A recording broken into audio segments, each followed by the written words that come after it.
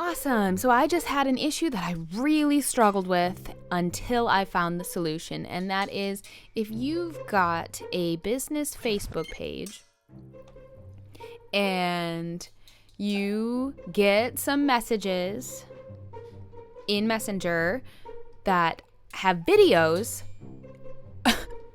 I was going back and forth.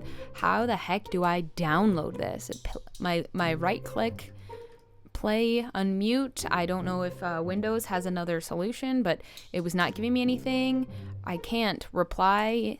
I don't get any of those options. It's just the React full screen. Takes away. I can't like grab a URL up here.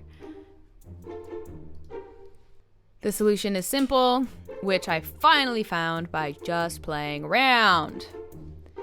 Over here, it shows what's been sent.